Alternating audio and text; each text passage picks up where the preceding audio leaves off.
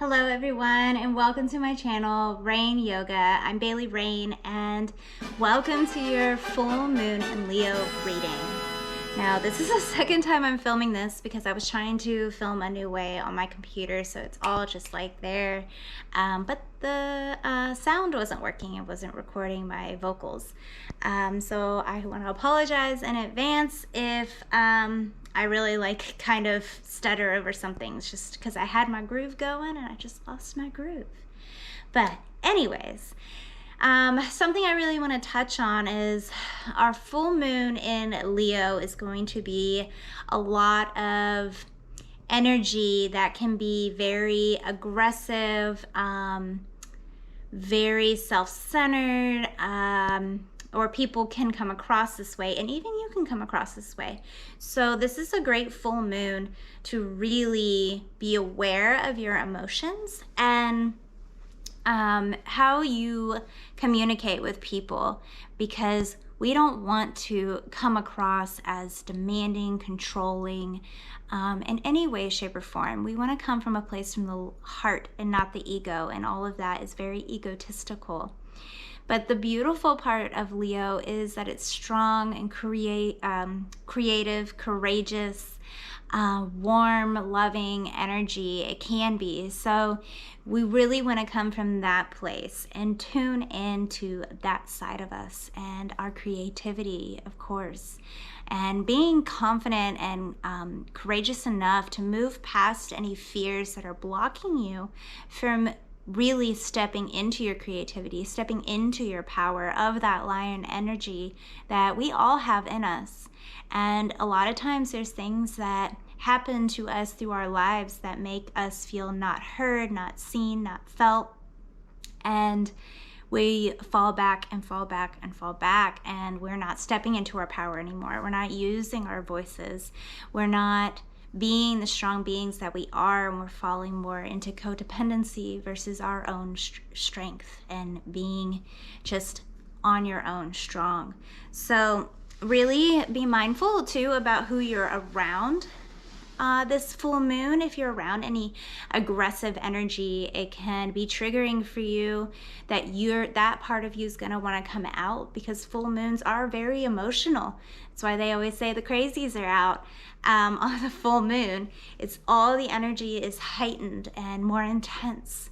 So really taking time, if there's somebody in your life that really causes that side of you to come out, to either really take a step back and go inward and tone down your reactions and do the inner healing and the work, so it just doesn't lash out back at the person and not reflected, and instead maybe just fall more back into silence within yourself. Take a deep breath and not be the start or cause of any conflict, to stay grounded and true and not getting into that wild side. But there's also such a freedom energy I'm feeling right now of really being all that you are, but it's being all that you are without being harmful and aggressive and mean to other people for absolutely no reason. And we want the freedom to create, which I love that card that was pulled at the beginning is just a collective card message, and it was freedom is yours, and it is yours. You can choose to feel free within yourself, to feel liberated. Nobody can control you. Nobody can do that. And you only put restrictions on yourself to not be able to step into that strength and into that power that you have within you. We all do. So use this full moon to let go of whatever's holding you back from really being all that you are. If that means you need to spend time alone, do a burning ceremony, get rid of things that just aren't you anymore, or was a part of you that you don't want to be anymore. Just use it as a way to move forward into a future of yourself that you really deeply desire. So with that, we have 3 decks for you today. We have the Ocean Dreams Oracle deck, the Herbal Astrology, and there's some fun history behind each herb and flower that could be pulled. So this read will take a little bit longer because I'm gonna have to like articulate all the words and all the things, and I'm sure I'm gonna butcher a few things, but really fascinating oracle deck. I am obsessed with it. And our last but not least, third will be the Messenger Oracle. So whichever one is speaking to you, I want you to go ahead and close your eyes. Take a deep breath in. Let it go.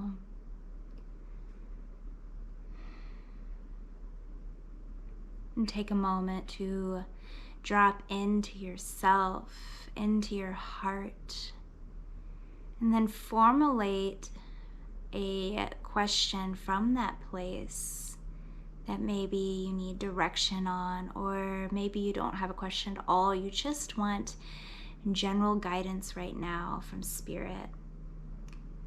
So with whatever intention you have behind you and whatever oracle deck really spoke to you when you saw it, you said, that's the one. I don't even need to see the other ones. That's the one. You can go ahead and skip to that read now. All right, welcome Ocean Dreams Oracle Deck people. Let's go ahead and dive right in with your question and see what Spirit has for us. Right, so we have the Temple of Light, and I hope you can see that because my filming situation's a little funky right now. But she's standing all by herself over this glistening water, and beams of light are just spewing up to the sky. It's a beautiful card, and let's see what message that has for us. So Temple of Light. Okay. Temple of Light, light code activation, new downloads, sound as a sacred conduit. Your mantra: I am open to receive cosmic wisdom. I am becoming more in tune with my spirit each day. I am continuously unlocking new tools of abundance into my life. Earth's vibration has been rising and changing at an exponential rate. New light codes are flooding in from the cosmos, embedding our vessels with powerful revelations.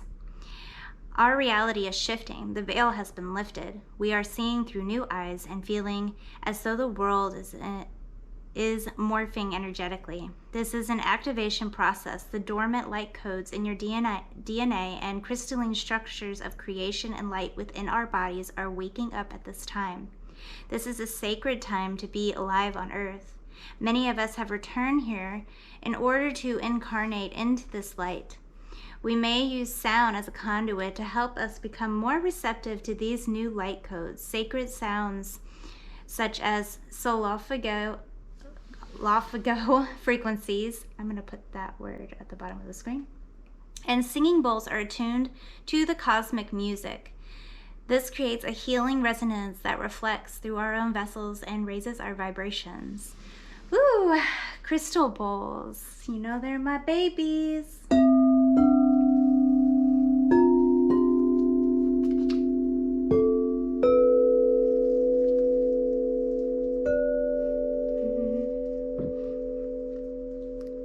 Anyways, there is a place within our souls where light and sound are interwoven, our own temple of light. It is a realm of frequency that ebbs and flows through a divine matrix of magic and wonder. What inspires you? What gets you excited about life? What fills you with a romantic sense of magic? All that fills us with wonder is what ignites us to create, invent, and imagine, which brings us ever closer to nebulous heart of divine manifestation. This card encourages you to trust in these great cosmic threads. Pay attention to strange synchronicities that come to you in moments of spontaneous awakening. You may enjoy the star water ritual from the ritual work chapter of this book to create intentional water healing bowls for your sacred space. Now, I will tell you what star water ritual is. Star water ritual is basically you take a fresh glass of water, a cup of water. You can add crystal of your choice to it, essential oil of your choice to it, set an intention to it, and then place it in a window or outside in the starlight on a clear night, and it absorbs the energy of the stars. And then you will drink it, or you could turn it into a spray to cleanse your body, your space. So that's what star water ritual work is. And your question for journaling is, how can I integrate more practices to support my awakening? So what I really love about this card is its message to really create and be in tune with your creativity, which is something I mentioned on the Leo energy, is it's expressive and creative, and we all have that within us, every single one of us, but we lose it by falling into what we need to do and should do with our lives of what society has imprinted and programmed into us, the matrix. So to break away from that, what can you do? What rituals can you do to bring you back to yourself and your heart so you can come to that creativity again? And creativity takes so many forms. It could be creativity to write, sing, dance, express, videoing, speeches, but it could also be innovation, new ideas for your workplace, new ideas for your business. But if you're constantly in this like program mindset and shutdown of being just a robot all the time, how can you ever come back to that place of creativity? So it's really important to take time for yourself to be alone. And ironically, I just talked about this on my Instagram, so it's really funny. But, you know, sound healing really can activate the brain waves in ways to come back to yourself. You're grounding down back to a state of homeostasis, and from that state it's so much easier to create. So using things like sound bowls, going and doing a sound bath, most amazing healing. If you feel really disconnected right now and overwhelmed, stressed, if you can go to an in-person sound bath, it will change your life.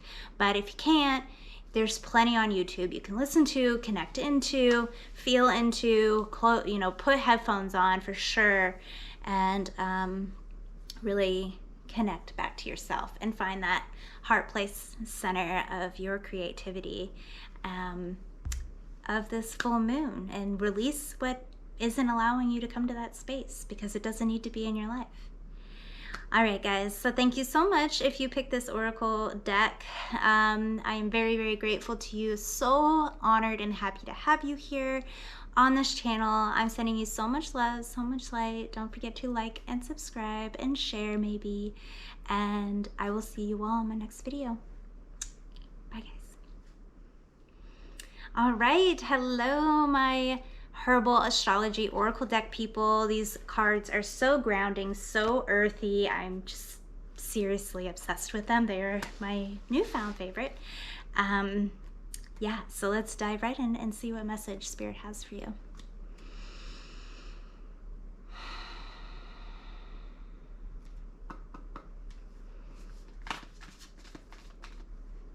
Okay, so 2 cards fell out of the deck, and they both fell out in reverse. But these are the cards. So number 23, Milk Thistle, Peaceful Warrior. This is really pretty. And then Kava Kava, number 48, Community. So really neat. But they came out in reverse, and there is a meaning in reverse. But then I'm going to just read to you the history on them and ways they were used. So let's see. Start with number 23. All right. So in reverse, it's aggressiveness, harsh, impulsive, competitive, self-sabotage, overdoing it, and gossip. Oof. Astrological ruler is Mars and the moon, and we're in moon energy. So real quick, Native to the Mediterranean, the Greek physician and botanist, I butcher his name every time, so I'm just going to have it type up here, was the first to write down milk thistle's healing properties in the 1st century AD. Milk thistle was a remedy for diseases of melancholy, assisted in the production of breast milk, and acted as a powerful anti-inflammatory for the liver and gallbladder. Milk thistle's characteristic violet fuchsia flowers and white vein leaves are said to embody the Virgin Mary's milk. There are many magic rituals associated with this productive flower. Traditionally, flowers are thrown in the fire to deflect lightning, and garments were woven with thistle fibers to protect the wearer from any spells. Dolls, puppets, and magical tools were often snuffed with thistle to break negative, depressive spells, melancholy, and evil hexes. In Europe, witches would make large vats of thistle to call in the spirits. A bowl of thistle tea, my throat. Sorry, guys. In a room is said to revitalize energy, bring strength, and renew the spirits. Thistle was often planted in entryways to ward off thieves or parasitic energy. Milk thistle embodies the spirit of the fierce badger, as it is an aggressive healer known to rid the body of disease, poison, and toxic substances. Many Native American traditions associated badger medicine with powerful medicine women, as badgers are some of the great protectors of Earth's medicine. Badgers act quickly and efficiently in crises, and they do not panic. Embodying the primal warrior elements of Mars, badgers fearlessly find the means and courage to protect what's theirs, regardless of the consequences. Milk thistle also falls under the moon's rulership, as its Galatagogue. That's a word. I'm going to have to type that one on here too. Meaning it assists in milk production, along with assisting the entire gastrointestinal system. Guidance. Milk thistle dispels the damaging and destructive thoughts that can induce an endless loop of self-sabotage, abandonment, insecurity, gossip, and fear-based protection strategies that enable frustration and a false sense of growth. Do not waste your time trying to control what cannot be controlled. Like a peaceful warrior, you set your boundaries firmly and fearlessly like a badger. Milk thistle shakes up systems that hinder innovation and halts patterns and behaviors that stunt growth. Know that you are not changing, you are choosing. I like that. It's really nice, really good message here of really the Leo energy, to not be aggressive, to really step back and listen and, set boundaries and be that peaceful warrior, which ironically, is the essence of Leo, is a warrior. It's a power, it's a strength, but also, to be in that warmth, in that heart space. So really nice message there. Let's move to Kava Kava. 48. I'm hearing like crazy noises outside. I don't know what the heck is happening right now. 48. Community. So this was also in reverse. Separation, seriousness, not wanting to connect with others, loneliness. Its astrological ruler is Pluto and also the moon. Kava Kava in Togun means bitter, and in Hawaiian it is called awa. Legend has it that kava was brought over to the islands by the gods Cain and Kanaloa from their ancestral Polynesia. Kava was known as the drink of the gods, honored across the Pacific Islands. Kava is believed to first have originated in the northern Vanuatu thousands of years ago. Considering the plant lacks seeds or a means of self-propagate,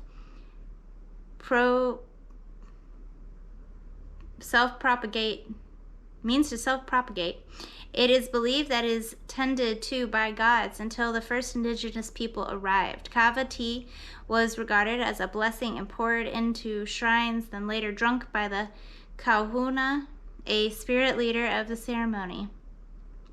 It was considered holy and only given to those of high rank, but eventually it became more widely accessible and to this day is drunk in ceremony to bring community together, sometimes called the intoxicating pepper. The effects of kava are a curious combination of deep relaxation alongside stimulation to the central nervous system. Kava is relaxing to muscles and dampens pain while increasing the flow of thoughts. Kava can greatly increase mental clarity, ease depression, confusion and sorrow, and sharpen intuition. Kava directly affects the limbic system, the control center of our emotions, just as the moon does. Plutonian herbs like kava cause deep transformation in our emotional mind. The energy of Pluto is that of regeneration, allows us to decompress from accumulated emotions through the volcanic power of catharsis. Whew! I'm really sorry if I butchered any of those words. I kind of like zoned out. So if you've ever drinking kava, comment down below. I have. I drink kava every single ecstatic dance that I go to, which is almost once a month, almost. And it's really interesting how kava works because it just makes you feel so calm. And if it's working properly, your tongue will go numb. So that's normal. If you were wondering and you go to try it for the first time and you're like, my tongue tastes funny, it makes your tongue go numb. That means the root is working. So it's a good sign. Okay, so your guidance. Kava's energy moves through our nervous system like a butterfly, relaxing, widening, and assisting in us in surrendering.